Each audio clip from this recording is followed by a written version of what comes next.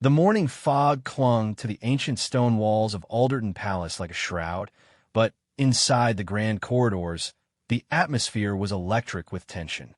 Queen Consort Vivian Blackwood stood before the ornate mirror in her private chambers, adjusting the emerald necklace that had belonged to 3 generations of royal women before her. Her reflection showed a woman of 52 years, still striking despite the weight of recent controversies that had aged her beyond her time. The scandal had broken just 3 days ago. Photographs of Princess Catherine Alderton, the beloved daughter-in-law of King Edmund, had surfaced showing her in what appeared to be a clandestine meeting with Lord Marcus Thornfield, a known political activist who had been vocal about reforming the monarchy. The images, taken by an unknown photographer, suggested an intimacy that went far beyond the professional relationship Catherine claimed existed between them. Vivian's hands trembled slightly as she fastened the clasp of her necklace. She had waited 20 years to become queen consort after Edmund's first wife, the beloved Queen Isabella, had died in a tragic car accident. The public had never fully accepted her, always viewing her as the woman who had stolen their king's heart while he was still grieving. Now, with Catherine's scandal threatening to overshadow everything, Vivian saw an opportunity to finally assert her authority and protect the crown she had fought so hard to wear. A sharp knock interrupted her thoughts. Lady Margaret Clearwater, her most trusted advisor and childhood friend, entered without waiting for permission. Margaret's usually composed face was flushed with urgency. "The photographs have been authenticated," Margaret announced without preamble. The Royal Communications team received confirmation from 3 independent sources. "They're real, Vivian." Catherine was indeed meeting with Thornfield in secret. Vivian turned from the mirror, her green eyes hardening with resolve. "And what does our future king have to say about his wife's behavior?" "Prince William is demanding a private audience with you and the king. He's furious about the investigation you ordered. Apparently, he feels you've overstepped your bounds." A bitter smile crossed Vivian's lips.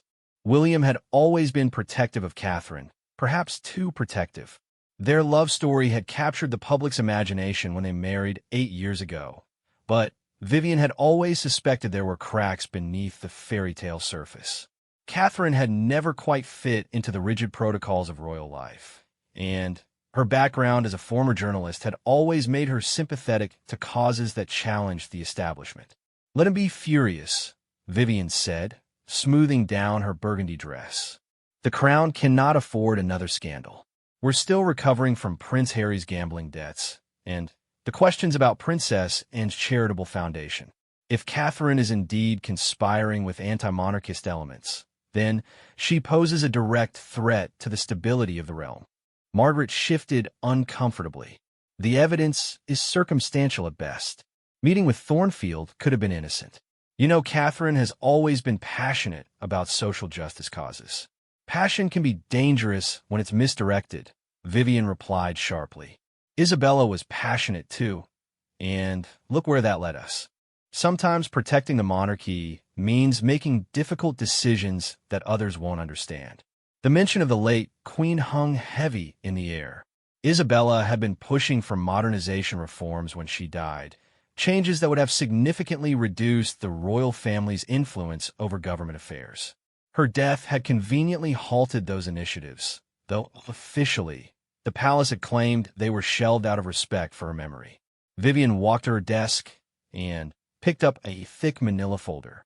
Inside were surveillance reports, financial records, and communication logs that painted a troubling picture of Catherine's activities over the past 6 months. The princess had been meeting regularly with various reform advocates, journalists, and even some members of parliament who supported reducing the monarchy's constitutional powers. "I've scheduled a meeting with Commissioner Harrison this afternoon," Vivian announced. "The Metropolitan Police need to open a formal investigation into potential seditious activities. If Catherine is working to undermine the crown from within, she needs to be stopped before she can do irreparable damage."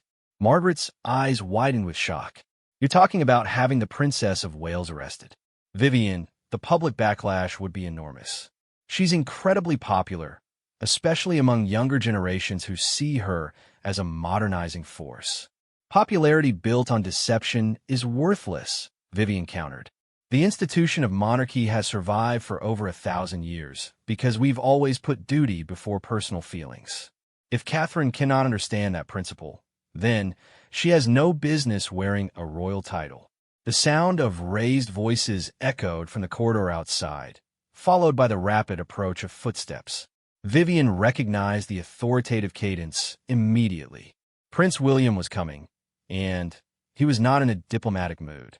"Your Majesty," came the voice of Sir Geoffrey Hartwell, the palace's chief of protocol, through the door.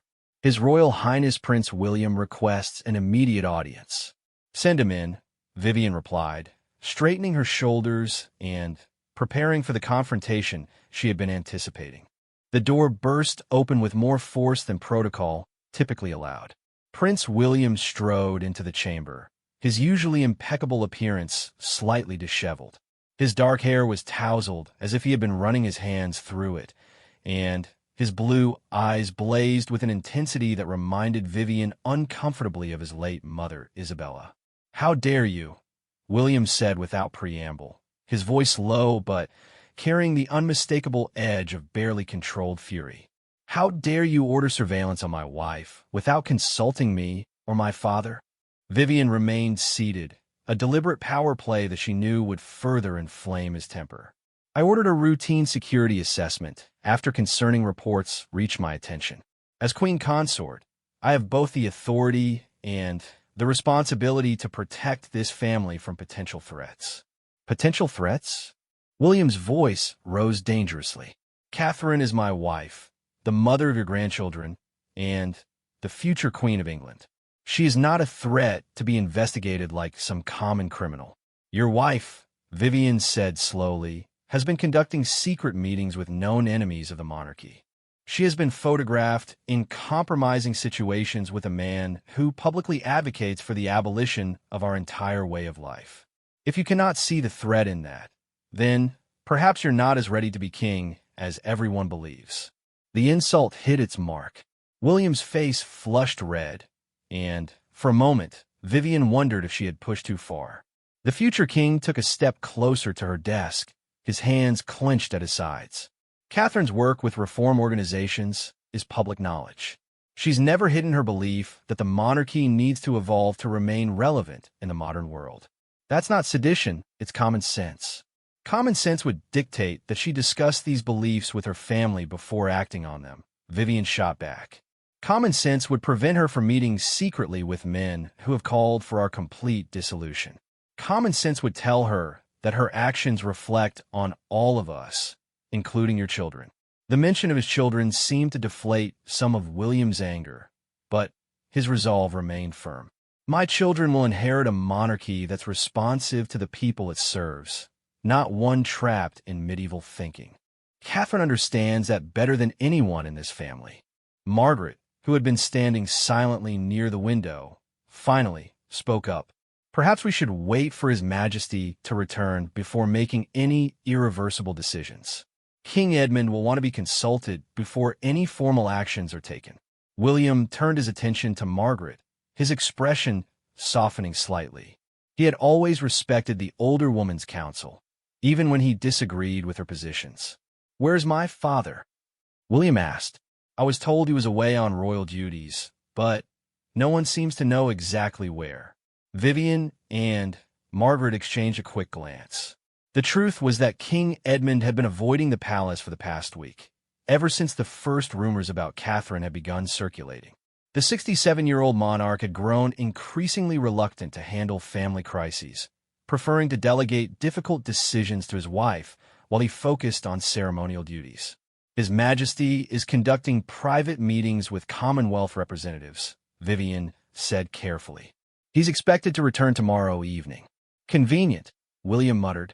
"He's always away when difficult decisions need to be made." The criticism of his father was unfair, but Vivian didn't correct it. She had her own frustrations with Edmund's hands-off approach to family management, though she had learned to use his absences to her advantage.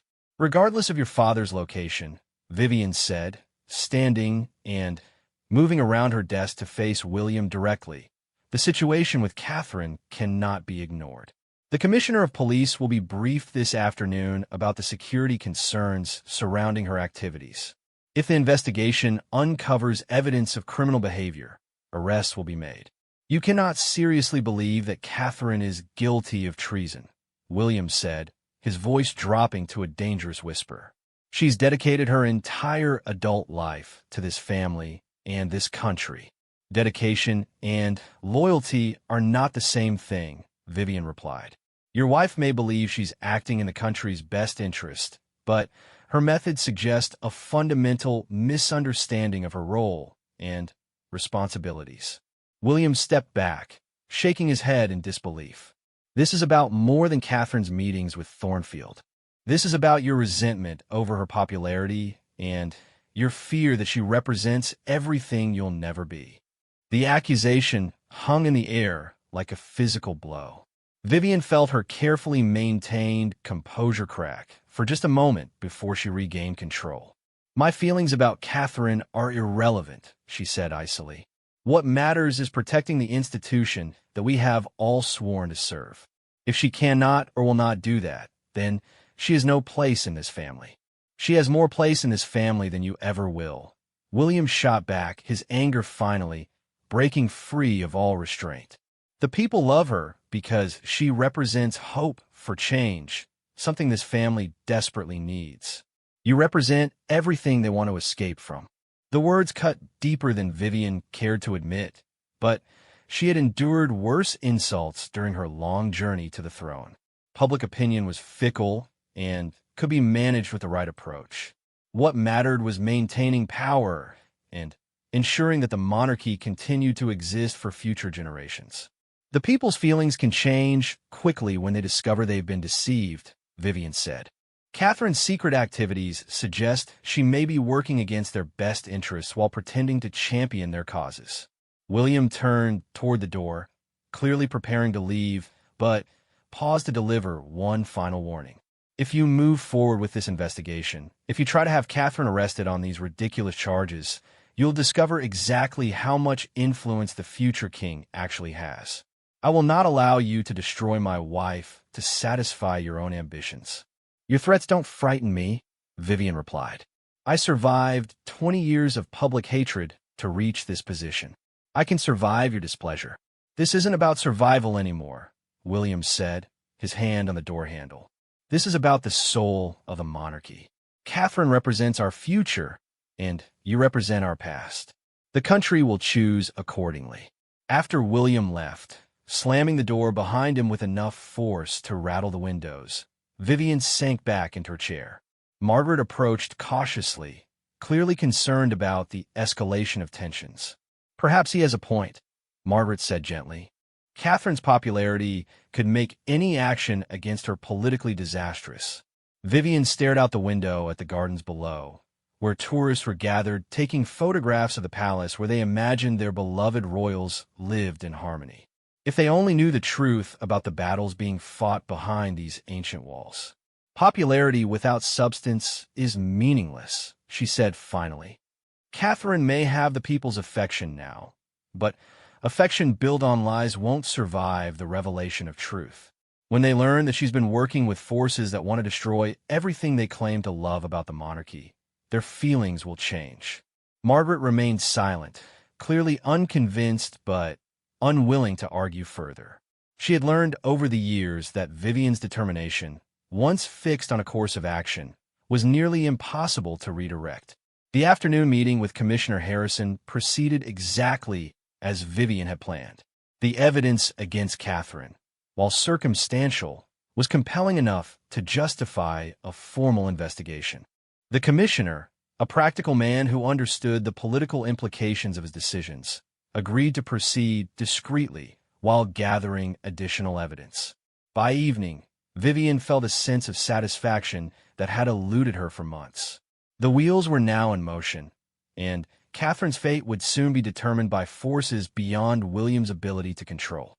The future of the monarchy would be decided not by popular opinion or romantic sentiment, but by the cold logic of institutional survival. As night fell over Alderton Palace, Vivian stood once again before her mirror, but this time her reflection showed a woman who had finally seized control of her destiny. Tomorrow would bring new challenges, but tonight she allowed herself to feel the quiet confidence of someone who had learned that in the game of royal politics, victory belonged to those willing to make the hardest choices. The storm that was about to engulf the royal family would test every relationship and loyalty within the palace walls. But Vivian was prepared for whatever consequences her actions might bring. She had waited too long to claim her rightful place in history to be deterred now by sentiment or fear. The morning sun cast long shadows across the cobblestone courtyard of Alderton Palace as Princess Catherine Alderton hurried toward the private entrance of the East Wing. Her auburn hair was pulled back in a simple ponytail, and she wore casual clothing that would help her blend in with the palace staff. The past 24 hours have been a whirlwind of whispered conversations and hastily arranged meetings as news of the investigation spread through the royal household like wildfire. Catherine had learned about Vivian's actions not from William, who was still seething from his confrontation with the Queen Consort, but from an unexpected source. Lady Sarah Pemberton, one of Vivian's own ladies-in-waiting, had risked her position to warn Catherine about the impending police involvement. The betrayal cut deeper than Catherine had anticipated, revealing just how isolated she had become within the royal family. "Your Royal Highness," came a quiet voice from behind a marble pillar. Thomas Whitmore, Catherine's private secretary and one of the few palace employees she still trusted completely, emerged from the shadows. His usually pristine appearance was disheveled, and dark circles under his eyes suggested he had spent the night gathering intelligence about Vivian's plans. "What have you learned?" Catherine asked without preamble. The formal protocols that usually governed royal conversations seemed pointless now that her entire future hung in the balance. "The commissioner has agreed to open a formal investigation," Thomas reported, glancing around to ensure they weren't being overheard. "The charges being considered include breach of official secrets, conspiracy against the crown, and potentially sedition. The evidence they're using goes back 6 months and includes financial records, communication logs, and surveillance photographs." Catherine felt her stomach drop. 6 months of investigation meant that Vivian had been planning this attack long before the photographs with Lord Thornfield had surfaced. The Queen Consort had been building a case systematically, waiting for the right moment to strike. "How comprehensive is their evidence?" Catherine asked, though she suspected she already knew the answer. "Comprehensive enough to cause serious problems," Thomas replied grimly. "They have records of your meetings with various reform organizations, copies of emails discussing modernization strategies, and financial contributions to causes that could be interpreted as anti-monarchist. Individually, each item might be explained away, but together they paint a picture of systematic effort to undermine royal authority." Catherine closed her eyes and leaned against the cold stone wall. Every action she had taken over the past 6 months had been motivated by a genuine desire to help the monarchy evolve and remain relevant in an increasingly democratic world. Her meetings with reform advocates, journalists, and progressive politicians have been aimed at finding ways to maintain public support for the royal family while addressing legitimate concerns about their role in modern society. The meeting with Thornfield was about education reform, Catherine said, more to herself than to Thomas. "He's been working with underprivileged communities to improve literacy rates. I thought the Royal Foundation could partner with his organization to expand the program nationally." "I believe you," Thomas said gently, "but the photographs suggest a more personal relationship. The way you're positioned, the length of the meetings, the private locations, it all supports Vivian's narrative that you were conspiring rather than collaborating." The cruelty of the situation struck Catherine with full force. Her genuine efforts to modernize the monarchy were being twisted into evidence of treason, while her compassionate nature was being portrayed as weakness and disloyalty. Vivian had managed to weaponize Catherine's greatest strengths against her. "Where is William?" Catherine asked. "I haven't spoken to him since yesterday afternoon. His Royal Highness is meeting with his private legal counsel. Thomas reported. He's exploring options for challenging Vivian's authority to order the investigation. Unfortunately, as Queen Consort, she does have significant discretionary power in matters of royal security. The sound of approaching footsteps caused both Catherine and Thomas to freeze. Palace guards were conducting increased patrols following Vivian's security concerns, and being caught in a clandestine conversation would only add fuel to the conspiracy theories already swirling around Catherine's behavior. "We should move this conversation somewhere more private," Thomas suggested, nodding toward a service entrance that led to the palace's lower levels. They made their way through a maze of corridors that Catherine had never seen during her 8 years as a member of the royal family. The palace's service areas were a hidden world where the real work of maintaining the monarchy's public image took place. Kitchen staff prepared elaborate meals for state dinners. Housekeeping teams maintained the pristine condition of public spaces, and security personnel monitored every entrance and exit.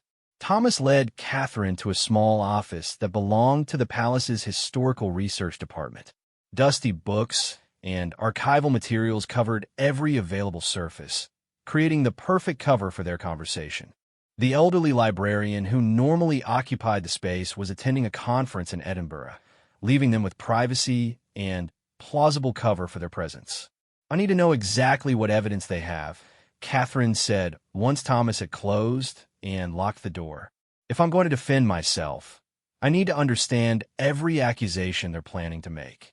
Thomas pulled out a tablet and began scrolling through documents he had managed to obtain through his contacts within the palace administration. The information painted a troubling picture of systematic surveillance that went far beyond normal royal security protocols. "They have photographs of you meeting with Lord Thornfield on 4 separate occasions," Thomas began. "Financial records showing donations to 3 organizations that have publicly criticized aspects of royal authority. Email correspondence with journalists discussing potential reforms to royal protocols. And recorded conversations from palace events where you express support for reducing royal influence over government affairs." Catherine felt anger building alongside her fear.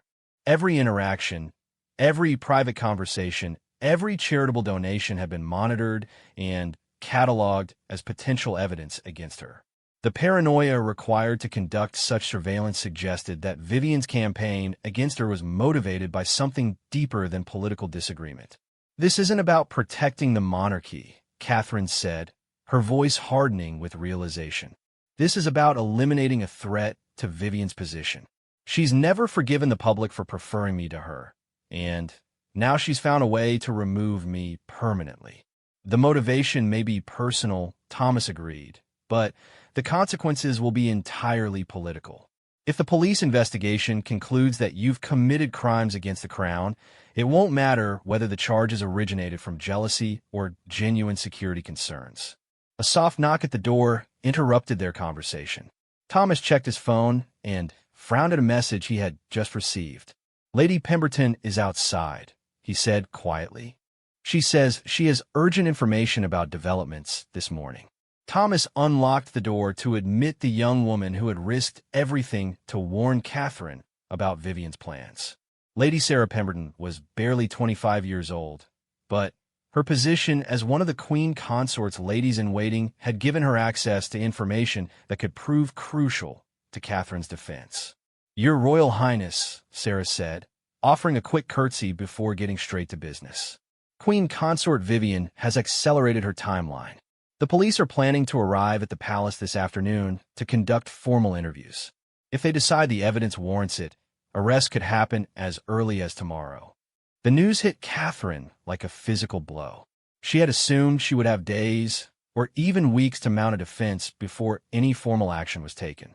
Vivian's decision to move quickly suggested either supreme confidence in her evidence or fear that delay might allow Catherine to escape consequences. "What changed?" Catherine asked. "Yesterday, she seemed willing to let the investigation proceed at a normal pace." Sarah's expression darkened with disgust. "She received a phone call this morning from someone she referred to as our friend in the press. Apparently, there are additional photographs that haven't been published yet, and Whoever has them is threatening to release them unless action is taken immediately. The implication was clear. Vivian wasn't just reacting to evidence of Catherine's alleged crimes. She was coordinating with external forces to ensure maximum damage to Catherine's reputation and position. The Queen Consort had allies outside the palace who were willing to manipulate public opinion to support her campaign. Blackmail, Thomas said quietly. She's being blackmailed by whoever took the original photographs, and she's using that pressure to justify accelerated action against you. Catherine felt the last of her hopes for a reasonable resolution crumble. If Vivian was operating under external pressure, then logical arguments about Catherine's innocence or the weakness of the evidence would be meaningless. The Queen Consort needed to deliver Catherine's head to satisfy forces beyond the palace walls. "I need to speak with William immediately," Catherine said, moving toward the door. "If arrests are happening tomorrow, we need to coordinate our response today." "Your Royal Highness," Sarah said urgently. "There's something else." Queen Consort Vivian has been meeting with representatives from several Commonwealth nations.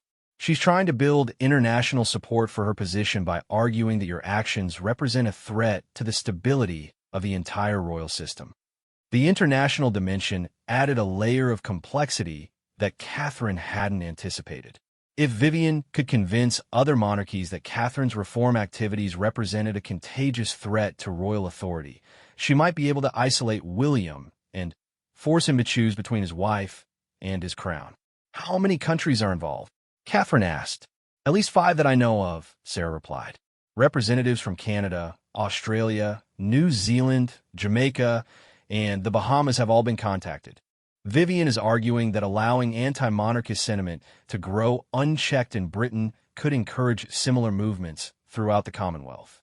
Catherine realized that she was facing not just a domestic political battle, but a coordinated international campaign to portray her as a dangerous radical. The stakes had escalated far beyond her personal reputation or even her marriage to William. The future structure of the Commonwealth itself was apparently at risk. "This is bigger than I thought," Catherine admitted. "Vivian isn't just trying to remove me from the royal family. She's trying to use my case to strengthen conservative elements throughout the entire system." Thomas nodded grimly. "If she succeeds in proving that reform advocates within royal families pose security threats, it will make future modernization efforts virtually impossible. Every progressive royal around the world will be viewed with suspicion." The weight of responsibility settled heavily on Catherine's shoulders. Her personal battle with Vivian had become a symbolic struggle that would determine whether monarchy could evolve peacefully or would be forced to maintain rigid traditional structures through fear and repression. A message alert on Thomas's phone interrupted their discussion. He read quickly and looked up with barely concealed panic. "Prince William is requesting your immediate presence in his private study," Thomas reported. The message says it's urgent and relates to developing legal matters. Catherine felt a mixture of relief and apprehension. Relief that William was finally ready to coordinate their response, but apprehension about what new developments might have prompted his urgent summons. "I'll come with you," Sarah said quietly. "If anyone questions my presence, I'll say I'm delivering correspondence from Queen Consort Vivian." The 3 of them made their way through the palace's public corridors, maintaining the appearance of routine business, while internally preparing for what might be their last opportunity to develop a coordinated defense strategy. Palace staff they encountered offered respectful greetings, but Catherine noticed that several seemed nervous or uncomfortable, suggesting that rumors about the investigation were already spreading throughout the royal household.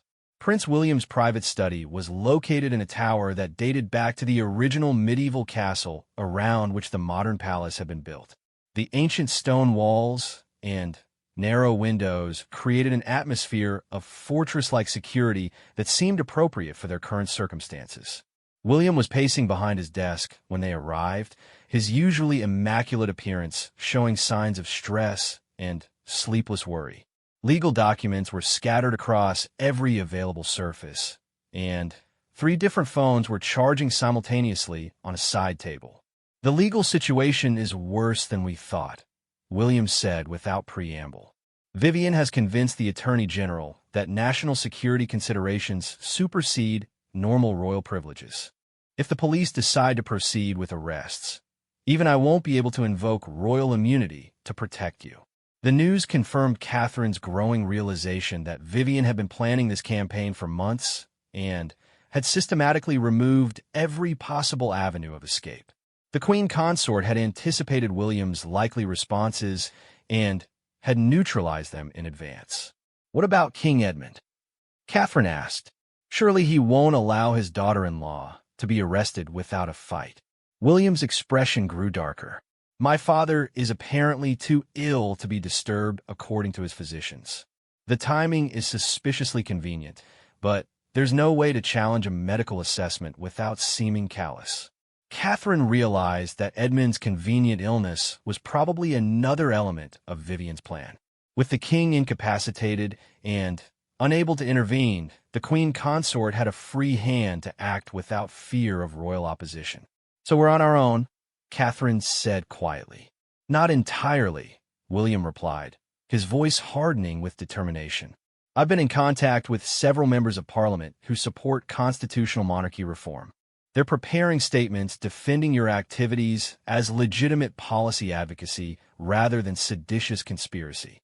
The political support offered some hope, but Catherine understood that parliamentary backing might not be enough to overcome criminal charges backed by police evidence and international pressure.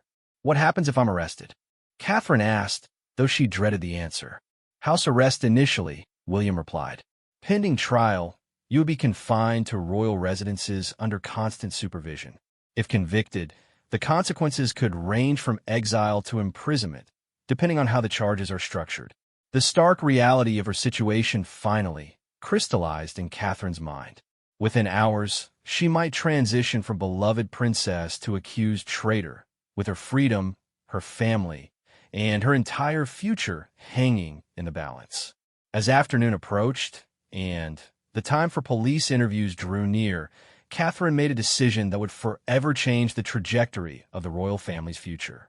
The ornate grandfather clock in the palace's main corridor chimed 3 times, marking the arrival of the hour that would forever divide the history of the Alderton dynasty.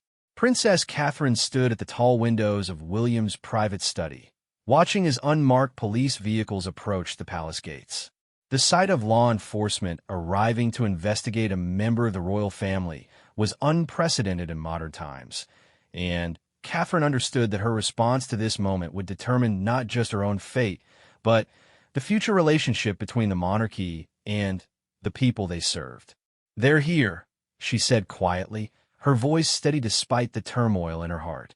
Prince William moved to stand beside her, his jaw set with grim determination. Over the past hour, they had discussed various strategies for handling the interviews, but ultimately they had agreed that Catherine's best defense would be complete honesty about her activities and motivations. The truth might not be enough to satisfy Vivian's demands for her removal, but it would at least ensure that history remembered her as someone who had acted with integrity. "Remember," William said softly, "you have every right to have legal counsel present during questioning. Don't let them pressure you into answering without proper representation." Catherine nodded, though they both knew that demanding lawyers would likely be interpreted as evidence of guilt by those who had already decided her fate. Vivian had structured the situation so that every possible response could be twisted to support her narrative of betrayal and conspiracy. A sharp knock echoed through the study, followed by the measured voice of Sir Geoffrey Hartwell announcing the arrival of Commissioner Harrison and his team.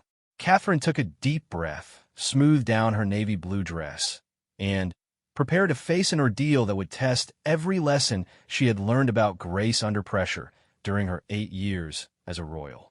Commissioner Harrison entered with 2 detectives and a court stenographer, their professional demeanor unable to fully mask their obvious discomfort with the unprecedented situation. The commissioner was a career police officer who had spent 30 years building his reputation on careful attention to evidence and procedure, but questioning a beloved member of the royal family about potential treason was far outside his normal experience. Your Royal Highness, Commissioner Harrison began formally. I want to thank you for your cooperation in this matter. I understand that these circumstances are unusual and potentially distressing. Thank you, Commissioner, Catherine replied with the practiced composure she had developed through countless public appearances. I'm prepared to answer your questions and help resolve whatever concerns have been raised about my activities. The formal interview began with routine questions about Catherine's charitable work, her official duties as Princess of Wales, and her general approach to public service. The commissioner's questions were respectful but thorough, designed to establish a baseline understanding of Catherine's role within the royal family before moving to more sensitive topics. Princess Catherine, the commissioner continued after 20 minutes of preliminary discussion. I'd like to ask you about your relationship with Lord Marcus Thornfield. Can you describe the nature of your interactions with him over the past 6 months? Catherine had prepared for this question, but hearing it asked officially still sent a chill through her. The way it was phrased suggested that the police already had extensive information about her meetings with Thornfield and were testing whether she would be truthful in her responses. Lord Thornfield is an education reform advocate who has developed innovative programs for improving literacy in underserved communities, Catherine explained. I met with him to discuss potential partnerships between his organization and the Royal Foundation's education initiatives. Can you explain why these meetings were conducted privately rather than through official royal channels? Detective Inspector Walsh asked, consulting notes that appeared to contain detailed information about the timing and locations of Catherine's meetings. Many of my preliminary discussions with potential partners happen informally, Catherine replied. It allows for more honest conversations about challenges and opportunities without the pressure that comes with official royal involvement. Commissioner Harrison nodded thoughtfully, but his next question revealed the true direction of the investigation. Were you aware that Lord Thornfield has been a vocal advocate for reducing the monarchy's constitutional powers? The question hung in the air like an accusation. Catherine realized that her meetings with Thornfield were being interpreted not as charitable collaboration, but as political conspiracy. Every conversation about education reform was being reframed as discussion of anti-monarchist strategy. I was aware that Lord Thornfield had expressed opinions about constitutional reform, Catherine admitted. However, our discussions focused exclusively on education programs. We never discussed political changes to the monarchy's role. According to our information, Detective Inspector Walsh interjected, Lord Thornfield made several public statements about the need for fundamental changes to outdated institutions during the period when you were meeting with him. Did he share those views with you privately? Catherine felt the trap closing around her. Even if her conversations with Thornfield had been entirely innocent, the timing of his public statements would make it appear that she had been coordinating with him on political strategy. Vivian had chosen her target brilliantly, selecting someone whose public positions would automatically cast suspicion on any private interactions.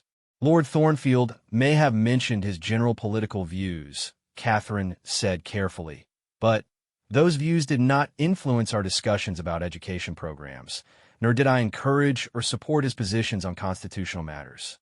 Commissioner Harrison made notes in a leather portfolio, his expression neutral but attentive. Catherine could sense that her answers were not providing the reassurance about her innocence that she had hoped to convey. The questions were designed to establish a pattern of political activity that could support charges of conspiracy, regardless of her actual motivations. Princess Catherine, the commissioner continued, can you explain your involvement with the Democratic Reform Alliance? Financial records show that you made substantial donations to this organization over the past year. Catherine's heart sank. The Democratic Reform Alliance was a legitimate policy research organization that studied ways to modernize democratic institutions, but its work included analysis of constitutional monarchy's role in contemporary governance. Her donations have been intended to support academic research, but in the current context, they would appear to be funding efforts to undermine royal authority. The Democratic Reform Alliance conducts scholarly research on governance systems, Catherine explained.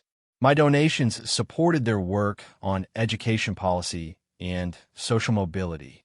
I believe their research could inform Royal Foundation programs. Were you aware that this organization published a report titled Constitutional Monarchy in the 21st Century? Opportunities for Democratic Evolution? Detective Inspector Walsh asked, clearly reading from prepared materials. I may have been aware of various research projects, Catherine replied, but I didn't provide input on specific publications or endorse their conclusions. The questioning continued for another hour, covering Catherine's email correspondence with journalists, her attendance at policy conferences, and her meetings with progressive members of Parliament.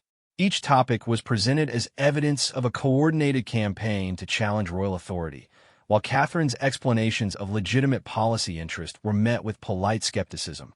Throughout the interview, William remained silent, but visibly tense. Catherine could sense his growing frustration with the direction of the questioning, but any intervention from him would likely be interpreted as additional evidence of a conspiracy involving multiple members of the royal family. Princess Catherine, Commissioner Harrison said as the formal interview drew to a close, "Is there anything else you'd like to add about your activities or motivations over the past 6 months?" Catherine recognized this as her opportunity to provide context that might influence how her actions were ultimately interpreted. She had spent the morning preparing a statement that she hoped would explain her genuine commitment to the monarchy while acknowledging her belief in the need for evolution and modernization. "Commissioner," Catherine began, "everything I've done over the past 8 years as a member of this family has been motivated by love for the British people and respect for the institution of monarchy. I believe that royal families serve best when they understand and respond to the legitimate concerns of the people they represent. My meetings with various advocates and organizations were intended to help me better understand how the royal family could evolve to remain relevant and effective in serving the public good." She paused, gathering her thoughts for what might be her final opportunity to defend herself before formal charges were considered. "I have never supported the abolition of monarchy or worked to undermine royal authority," Catherine continued. "I have, however, believed that our institution should be open to thoughtful reform that strengthens rather than weakens our connection to the people. If that belief is now considered treasonous, then we have moved far from the principles of service and responsiveness that should guide any democratic monarchy." Commissioner Harrison nodded respectfully and closed his portfolio. "Thank you for your cooperation, Your Royal Highness. We'll be reviewing all the information we've gathered and consulting with the Crown Prosecution Service about next steps. You'll be notified of any decisions regarding formal charges." After the police team departed, Catherine and William sat in stunned silence. The interview had been conducted with professional courtesy, but the underlying message was clear. The investigation was moving toward criminal charges that could destroy Catherine's reputation and position within the royal family. "How did it seem to you?" Catherine asked William, though she suspected she already knew his assessment. "They've already made up their minds," William replied grimly. "The questions were designed to confirm a predetermined conclusion, not to discover the truth about your activities." A soft knock interrupted their conversation. Thomas Whitmore entered carrying a tablet and wearing an expression of barely controlled panic. "Your Royal Highnesses," Thomas began, "I've just received word from my contacts in the Metropolitan Police. Commissioner Harrison has been directed to accelerate the investigation timeline. Formal charges are expected to be filed within 48 hours. The news confirmed Catherine's worst fears. Vivian was not content to let the investigation proceed at a normal pace. She was pushing for immediate action that would prevent Catherine from mounting an effective defense or rallying public support. "What charges are they considering?" William asked, though his tone suggested he dreaded the answer. "Breach of official secrets, conspiracy against the crown, and potentially sedition," Thomas replied. "The conspiracy charge is based on the argument that her meetings with various organizations constituted coordination of anti-monarchist activities." Catherine felt a strange sense of calm settling over her as the full scope of her situation became clear. The charges being prepared against her were serious enough to result in imprisonment and would certainly end her role as a member of the royal family. Yet somehow, knowing that the worst was about to happen brought a kind of relief after weeks of uncertainty and fear. "There's something else," Thomas continued reluctantly. "Queen Consort Vivian has scheduled a press conference for tomorrow morning. Palace sources suggest she plans to make a public statement about the investigation and the need to protect royal institutions from internal threats. The public announcement would represent the final stage of Vivian's campaign. By framing the investigation as necessary protection of monarchy rather than a personal vendetta, she would position herself as a defender of tradition while casting Catherine as a dangerous radical who had betrayed the trust placed in her." William stood abruptly and began pacing the length of the study. "She's trying to control the narrative before we have a chance to present our side of the story. If she succeeds in convincing the public that you're a genuine threat to the monarchy, it won't matter whether the criminal charges ultimately succeed." Catherine realized that they had reached a crucial decision point.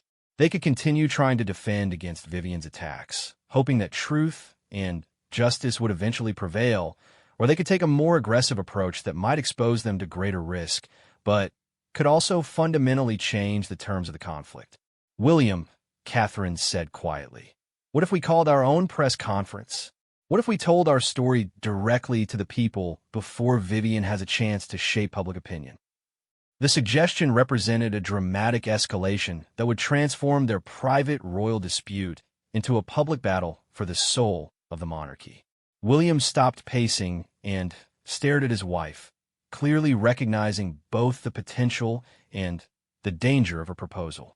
"That would be declaring war on Vivian and everything she represents," William said slowly.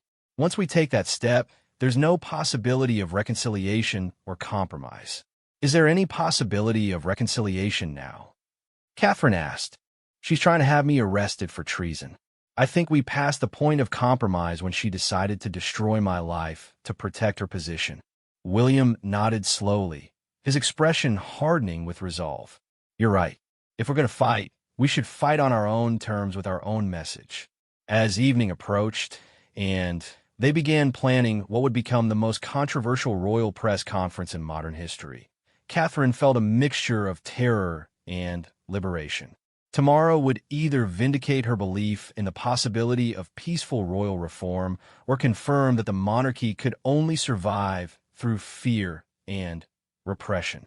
The battle for the future of the royal family was about to move from the palace's private chambers to the full glare of public scrutiny, where the British people would ultimately decide which vision of monarchy deserved their loyalty and support. The dawnlight filtering through the ancient stained glass windows of Alderton Palace painted rainbow patterns across the marble floors. But the beauty of the morning stood in stark contrast to the crisis that was about to explode across the front pages of every newspaper in the realm. In her private apartments, Queen Consort Vivian Blackwood stood before her wardrobe, selecting the perfect outfit for what she intended to be her moment of ultimate triumph over the forces that had threatened to diminish her authority. She chose a deep purple dress with military-inspired details, colors, and styling that would evoke both royal dignity and strength in the face of adversity. The symbolism was deliberate.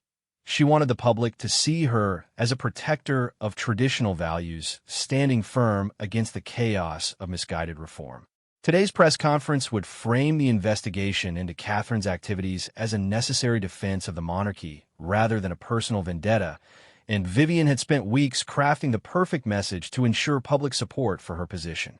Lady Margaret Clearwater entered the Queen Consort's chambers carrying a thick folder containing the final version of Vivian's prepared statement. The document had been reviewed by legal advisors, communication specialists, and representatives from several Commonwealth nations who had agreed to support Vivian's characterization of Catherine as a threat to royal stability. "The press conference is scheduled for 10 o'clock. Margaret reported. "Representatives from all major news outlets will be present, and we've arranged for live television coverage to ensure maximum reach." Vivian nodded with satisfaction. She had deliberately scheduled her announcement to occur before Catherine and William could mount any organized response. By controlling the initial narrative, she would force them to respond to her characterization of events rather than presenting their own version of the truth. Have there been any developments overnight regarding the criminal investigation? Vivian asked as Margaret helped her with her jewelry. Commissioner Harrison submitted his preliminary report to the Crown Prosecution Service at midnight. Margaret replied. The recommendation is to proceed with formal charges based on the evidence of conspiracy and breach of official secrets. Arrest warrants could be issued as early as this afternoon. The news brought a smile of genuine satisfaction to Vivian's face. After months of careful planning and strategic maneuvering, her campaign to remove Catherine was approaching its successful conclusion. The Princess of Wales would soon face criminal charges that would end her royal career and eliminate her as a threat to Vivian's position and vision for the monarchy's future. What about King Edmund? Vivian asked. Is he still maintaining his convenient illness? Margaret's expression grew slightly uncomfortable. His Majesty's physicians continue to report that he's too unwell to participate in palace affairs. However, there are rumors among the staff that he's been meeting privately with his personal advisors. The possibility that Edmund might attempt to intervene at the last moment was the one variable that Vivian had not been able to control completely. The king's authority still superseded her own in matters of royal family discipline, but his apparent withdrawal from palace affairs had given her a free hand to act without interference. Monitor his activities carefully, Vivian instructed. If there are any signs that he's planning to assert himself, I need to know immediately. As Vivian made her final preparations for the press conference that would publicly destroy Catherine's reputation, she was unaware that across the palace, her opponents were making equally dramatic plans that would transform the morning's carefully orchestrated announcement into something entirely different. In Prince William's private study, Catherine was reviewing her own prepared statement while a small team of trusted advisors made final arrangements for a simultaneous press conference that would present a radically different narrative about the investigation and its true motivations. The decision to go public with their defense had been reached after hours of agonized discussion about the risks and potential consequences. The timing has to be perfect, William said for the third time as he checked his watch. If we announce our press conference too early, Vivian will have time to adjust her strategy. If we wait too long, her version of events will dominate the news cycle.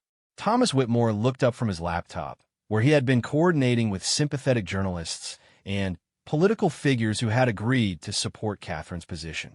I've arranged for simultaneous releases to major news outlets at precisely 10:15. That should ensure coverage even if some editors are reluctant to challenge Vivian directly. Catherine felt a mixture of determination and terror as she reviewed the statement that would either vindicate her actions or provide additional ammunition for her enemies.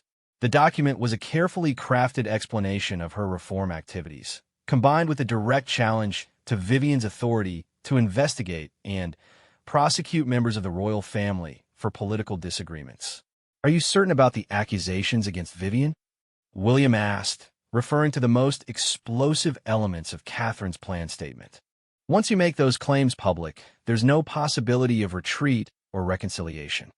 Catherine had wrestled with the decision to include allegations about Vivian's coordination with external forces and her systematic surveillance of royal family members. The accusations were serious and would fundamentally change the public's understanding of the conflict between them, but they were also necessary to explain how a routine charitable meeting had been transformed into evidence of treason. The evidence is solid, Catherine replied. If I'm going to be destroyed by her campaign, at least the public should understand what really motivates her actions.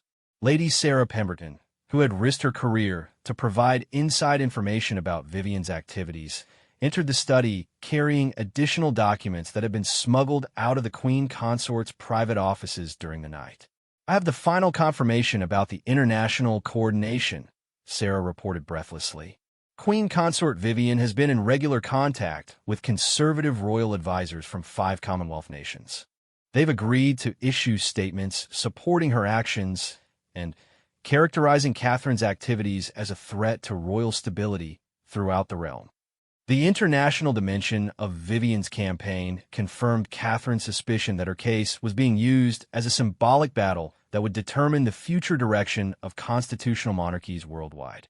Conservative forces were using the investigation to strengthen arguments against royal modernization, while progressive advocates saw Catherine as a symbol of the possibility for peaceful evolution.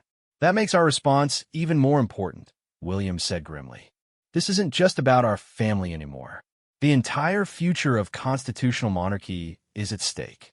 At 9:30, 30 minutes before Vivian's scheduled press conference, Catherine and William made their way to the palace's blue drawing room, which had been hastily converted into a press conference venue. Unlike Vivian's formal announcement, which would take place in the palace's official press room, Catherine's statement would be delivered from a more intimate setting that emphasized the personal nature of her message. A small group of journalists had been discreetly invited to attend what they had been told would be an important statement about recent developments. Most assumed they were being offered exclusive access to the royal family's response to Vivian's investigation, but none anticipated the bombshell that Catherine was about to deliver. "Your Royal Highness," Rebecca Morrison from The Guardian asked as Catherine took her position behind a simple wooden podium, "can you tell us the purpose of today's statement?" Catherine took a deep breath and began reading from her prepared text, her voice steady despite the magnitude of what she was about to reveal. "Ladies and gentlemen, I'm speaking to you today because I believe the British people deserve to know the truth about recent allegations regarding my activities and the investigation that has been conducted into my charitable and policy work." She paused, meeting the eyes of several journalists before continuing. "Over the past 6 months, I have been subjected to systematic surveillance and investigation by forces within the royal household who oppose my efforts to help the monarchy evolve to better serve the people of this nation. My meetings with education advocates, policy researchers, and charitable organizations have been deliberately mischaracterized as evidence of seditious conspiracy." The journalists in the room began taking notes more frantically as they realized they were witnessing an unprecedented public challenge to royal authority. "I want to be absolutely clear about my activities and motivations," Catherine continued. "I have never worked to undermine the monarchy or collaborated with anti-royal forces. I have, however, believed that our institution should be responsive to the legitimate concerns and aspirations of the people we serve. I have supported research into how constitutional monarchies can modernize while maintaining their essential role in democratic governance." She moved to the most dangerous portion of her statement, the accusations that would either vindicate her position or provide additional grounds for the criminal charges being prepared against her. "The investigation into my activities was not initiated because of genuine security concerns, but because certain members of the royal household view any discussion of modernization as a threat to their personal authority. Evidence has been manipulated, surveillance has been conducted without proper justification, and international pressure has been coordinated to transform policy disagreements into criminal conspiracy." The room erupted in whispered conversations as journalists recognized the implications of Catherine's accusations. She was not merely defending her actions. She was launching a direct attack on Queen Consort Vivian and the entire approach to royal governance that prioritized institutional preservation over public service. Furthermore, Catherine continued, "I have learned that external forces, including media organizations and political groups, have been collaborating with palace officials to ensure that my removal from the royal family serves broader agenda beyond the immediate concerns of our household." William stepped forward to stand beside his wife, a gesture of support that added his authority to her accusations. "The Princess of Wales speaks with my full support," William declared. "The investigation into her activities represents a fundamental misunderstanding of the role that constitutional monarchy should play in modern democratic society. We cannot serve the people effectively if we are paralyzed by fear of change or controlled by forces that prioritize institutional power over public service." The press conference continued for another 20 minutes, with Catherine and William answering questions that revealed the full scope of their accusations against Vivian's conduct and their vision for the monarchy's future.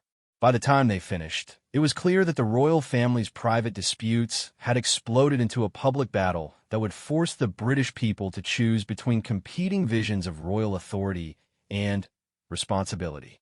Meanwhile, in the official press room across the palace, Queen Consort Vivian was delivering her own carefully prepared statement to a much larger gathering of international media. Her presentation painted Catherine as a well-meaning but dangerously naive figure who had been manipulated by anti-monarchist forces seeking to destabilize royal institutions.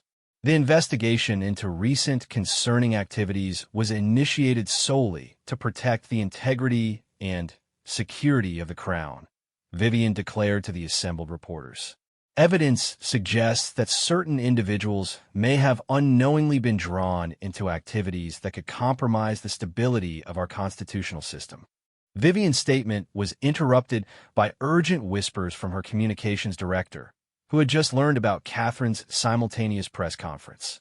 The Queen Consort's carefully planned narrative was already being challenged by competing accusations that would dominate news coverage and public debate. Your Majesty, a journalist from the BBC called out. Princess Catherine is currently holding her own press conference where she's making serious allegations about the conduct of this investigation. How do you respond to her claims that evidence has been manipulated and that external forces are involved in her case? The question caught Vivian completely off guard. Her entire strategy had depended on controlling the initial narrative and forcing Catherine to respond to her characterization of events.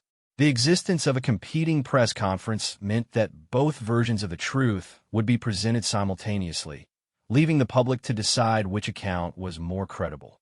I am not aware of any statement from Princess Catherine, Vivian replied carefully, but I would suggest that individuals facing serious allegations often attempt to deflect attention from their actions by making unfounded accusations against those responsible for investigating their conduct. The response sounded defensive even to Vivian's own ears, and she realized that her moment of triumph was rapidly transforming into a public relations disaster that could damage her credibility and authority. As both press conferences concluded and news organizations rushed to analyze the competing narratives, it became clear that the royal family's private civil war had entered a new and dramatically more dangerous phase. The British public, who had grown accustomed to viewing the monarchy as a source of stability and unity, suddenly found themselves confronted with a fundamental choice about the future direction of their oldest and most revered institution. The battle between Vivian and Catherine was no longer about palace intrigue or personal rivalry. It had become a defining moment that would determine whether constitutional monarchy could evolve peacefully or would be forced to choose between rigid traditionalism and potentially destructive change. The ancient stones of Alderton Palace had witnessed centuries of royal drama, but nothing in their long history compared to the chaos that erupted in the hours following the dueling press conferences that had torn the monarchy apart in full view of the watching world. News channels canceled regular programming to provide continuous coverage of what commentators were already calling the greatest constitutional crisis since the abdication of King Edward VIII in 1936. In her private chambers, Queen Consort Vivian Blackwood sat in stunned silence as her communications team delivered increasingly grim reports about public reaction to the competing narratives. Early polling data suggested that Catherine's accusations of manipulation and conspiracy were gaining credibility with the British public, while Vivian's characterization of the princess as a security threat was being received with skepticism and growing anger. The social media response is particularly concerning, reported James Worthington, the palace's senior communications advisor. The hashtag, #IStandWithCatherine, is trending globally, and several prominent figures are publicly supporting her claims about systematic surveillance and political manipulation. Vivian felt the ground shifting beneath her feet as she realized that her carefully orchestrated campaign might have backfired spectacularly. By pushing too hard and too fast, she had given Catherine and William the opportunity to present themselves as victims of institutional overreach rather than threats to royal security. What about the Commonwealth's support we were promised? Vivian asked, grasping for any positive news that might salvage her position. 3 of the 5 nations have withdrawn their plan statements pending further developments, Worthington replied reluctantly. The Canadian Prime Minister's office issued a statement saying they prefer not to comment on internal British royal affairs. Australia and New Zealand have gone completely silent. The international abandonment confirmed Vivian's worst fears. Her allies have been willing to support her when victory seemed assured, but they were rapidly distancing themselves as her campaign appeared to be collapsing under the weight of public scrutiny and Catherine's counter-accusations. Lady Margaret Clearwater entered the chamber, carrying urgent correspondence from various government officials who were demanding clarification about the royal family's internal disputes. The Prime Minister's office had requested an emergency meeting to discuss the constitutional implications of the crisis, while several senior members of Parliament were calling for formal investigations into the conduct of the police investigation.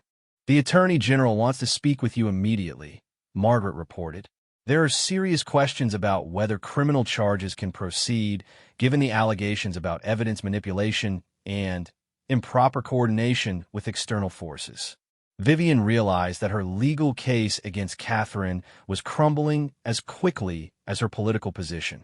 The very publicity that was supposed to ensure Catherine's destruction was now providing the princess with a platform to expose the questionable methods that had been used against her. "Schedule the meeting," Vivian said wearily. "But first, I need to speak with King Edmund. Whatever his condition, he needs to understand that this family is about to tear itself apart unless someone takes control of the situation." Across the palace, in the East Wing that housed the king's private apartments, a very different conversation was taking place. King Edmund Alderton, who had been conspicuously absent during the escalating crisis, was meeting with his most trusted advisor, Lord Chancellor Sir Reginald Pembroke. Contrary to the official reports about his illness, the 67-year-old monarch was in perfectly good health and had been monitoring the situation with growing concern about his family's descent into public warfare. "The situation has moved beyond palace intrigue," Sir Reginald observed. "The credibility of the entire monarchy is now at stake.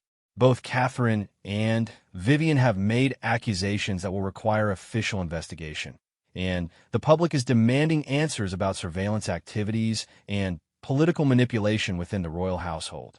King Edmund sat behind his massive oak desk, reviewing transcripts of both press conferences and the flood of media commentary that had followed. His absence during the crisis had been strategic rather than medical. He had hoped that allowing Vivian and Catherine to battle directly would eventually force them towards some form of reconciliation.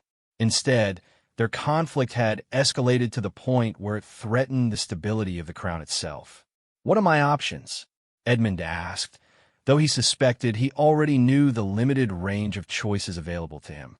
"You can support Vivian's position and risk public backlash against what many see as persecution of a popular princess," Sir Reginald replied. "You can support Catherine and William, which would effectively repudiate your own wife and admit that the investigation was improper. Or you can attempt to broker some form of compromise that might satisfy neither side, but could prevent further damage to the institution." Each option carried enormous risks. Supporting Vivian would align him with tactics that the public was increasingly viewing as authoritarian and unjust. Supporting Catherine would require him to admit that his own wife had conducted an inappropriate campaign against a member of their family. Attempting neutrality might preserve his own position, but could allow the crisis to continue escalating without resolution.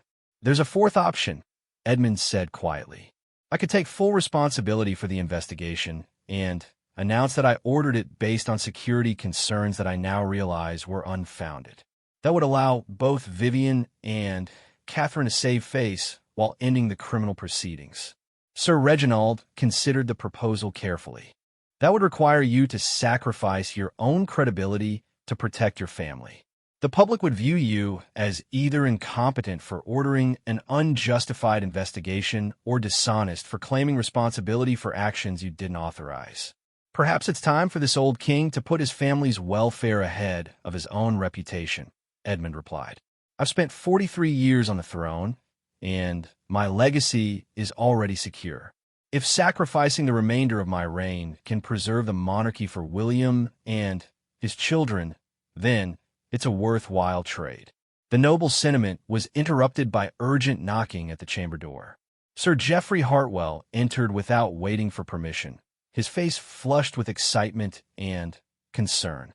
"Your Majesty," Sir Geoffrey announced breathlessly, "Princess Catherine and Prince William are requesting an immediate audience. They say it's a matter of the utmost urgency regarding new developments in the investigation." King Edmund exchanged glances with Sir Reginald before nodding his consent. Whatever new information Catherine and William had discovered, it was apparently significant enough to prompt them to seek royal intervention despite their public battle with Vivian. Catherine and William entered the king's chambers with an urgency that immediately conveyed the seriousness of their mission. "What evidence do you have?" King Edmund asked, gesturing for them to sit at the conference table that dominated one corner of his office. Catherine activated her tablet and displayed a series of photographs and documents that told a disturbing story of coordination between palace officials and external organizations. The evidence showed communications between Vivian's advisors and representatives from media companies, political groups, and even foreign interests that had consistently opposed British royal influence. These communications were obtained by sources within the palace staff who became concerned about the direction of the investigation, Catherine explained. "They show that external parties were not merely providing evidence about my activities. They were actively shaping the investigation to ensure maximum damage to the royal family's reputation." William opened his folder and spread additional documents across the table.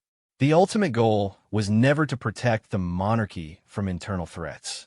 It was to create a public scandal that would undermine confidence in the entire institution and strengthen arguments for Republican government. King Edmund studied the evidence carefully, his expression growing darker as he realized the full scope of the manipulation that had occurred under his own roof. If the documents were authentic, then Vivian had been used as a pawn in a larger game designed to damage the very institution she thought she was protecting. "How certain are you about the authenticity of this material?" Edmund asked. "We've had it verified by independent experts," William replied. "The digital forensics confirm that the communications are genuine and haven't been altered.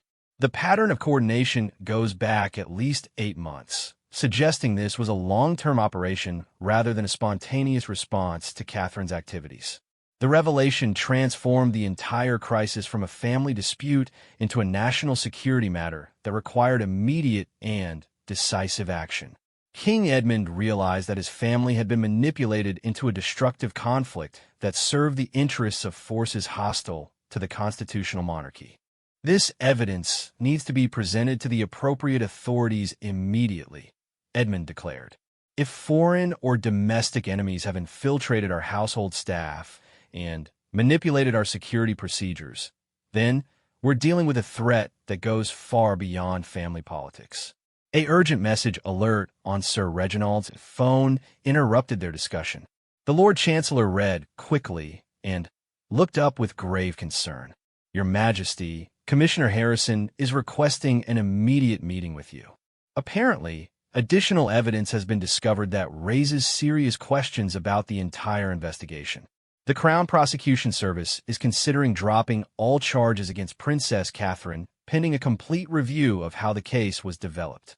The news confirmed that the criminal case against Catherine was collapsing, but it also suggested that the scope of the manipulation might be even broader than they had initially realized. If the police investigation itself had been compromised, then the threat to royal security was far more serious than a simple case of political disagreement. "Schedule the meeting with Commissioner Harrison for this afternoon," Edmund instructed. "But first, I need to speak with Vivian. If she's been manipulated by hostile forces, she needs to understand the true situation before any more damage is done." The confrontation between King Edmund and Queen Consort Vivian took place in the throne room, a setting that emphasized the gravity of the discussion and the formal nature of the accusations being addressed. Vivian arrived expecting to discuss strategy for salvaging her political position, but instead found herself facing evidence of systematic deception that had turned her campaign against Catherine into a weapon against the monarchy itself. "I trusted my advisors to protect the interests of the crown," Vivian said after reviewing the evidence that Edmund presented. "If they were working with outside forces, then I was as much a victim of manipulation as Catherine was. The question now," Edmund replied, "is how we repair the damage that's been done to our family and our institution. The public battle between you and Catherine has created exactly the kind of crisis that our enemies hoped to achieve." Vivian realized that her moment of apparent triumph had actually been the culmination of a sophisticated operation designed to use her own ambitions against the monarchy she had spent her life trying to serve. The bitter irony was that in trying to protect traditional royal authority, she had become an unwitting agent of forces that wanted to destroy that authority entirely. As evening approached, and news organizations prepared their coverage of what was being called the most dramatic day in modern royal history, the key figures in the crisis gathered in King Edmund's private study to discuss how they might begin to heal the wounds that had been opened by their public battle. The evidence of external manipulation provided a foundation for reconciliation, but the personal and political damage that had been done would take years to fully repair. The monarchy had survived its greatest internal crisis in generations, but the price of survival would be measured in lost trust, damaged relationships, and a fundamental reassessment of how royal families could protect themselves from sophisticated enemies who understood that sometimes the most effective attacks came from within. The future of the Alderton dynasty would depend not just on their ability to forgive past mistakes, but on their willingness to learn from them and build new safeguards against the forces that had nearly succeeded in destroying them through manipulation and deception. The crown had endured, but its defenders had learned that in the modern world, the greatest threats often came disguised as loyal service.